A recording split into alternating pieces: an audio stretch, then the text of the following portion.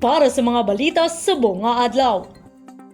Mega Job Fair sa Iloilo City, HIWATON BUAS, Disyembre 1. Ang Mega Job Fair sa Public Employment Service Office o Peso, paghiwaton BUAS nga adlaw para sa mga taga-syudad kag probinsya sang Iloilo nga luyag makakita sang ubra. May ara 12,050 job openings na nagahulat sa job seekers. 7,049 dira ang local placements kag 5,001 ang overseas job orders. Suno kay Peso Iloilo Head Francisco Heller Jr., nagdangat na sa 100 companies na nakakumpirma nga magapakigbahin sa job fair. 88 sa dira ang local companies, pulo naman sa Philippine Army Bureau of Jail Management and Penology and overseas land-based companies. Luwasin na may 22 local companies man nga makater sa mga persons with disability, samtang 14 local companies nga makater sa senior citizens. Sa mga interesado magkatulang sa activity areas ng 2nd and 3rd floor sang Robinson Place, Haro, Iloilo City, sugod alas 8 sang aga, tubtob alas 5 sa hapon.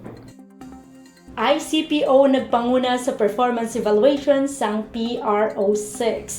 Nagpanguna ang Iloilo City Police Office sa performance evaluation nga ginhiwat sang Police Regional Office 6 para sa bulan sang Nobyembre. Ang Intelligence Section sang ICPO nga ginpamunuan ni Lieutenant Colonel Antonio Benitez Jr. ang nanguna sa Unit Performance Evaluation Rating. Sila nakakuha sang 154.15 combined points o kon 93.42% rating. Nagkasunod ang Bacolod City Police Office with 92.69%, Iloilo Police Provincial Office with 92.67%, kag Antique Police Provincial Office with 90.10%. Ikapanglimang Aklan with 89.23%, Negros Occidental with 88.37%, Capiz with 87.07%, Guimaras with 86.82%, kag Regional Mobile Force Battalion with 80.17%.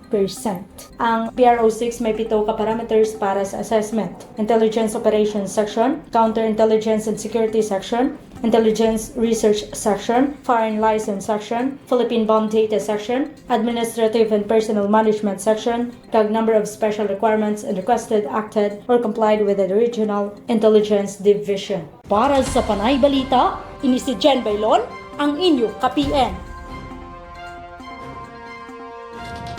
For more stories, check our website www.panaynews.net. Follow us on Facebook, Instagram, and Twitter, and subscribe to our YouTube channel.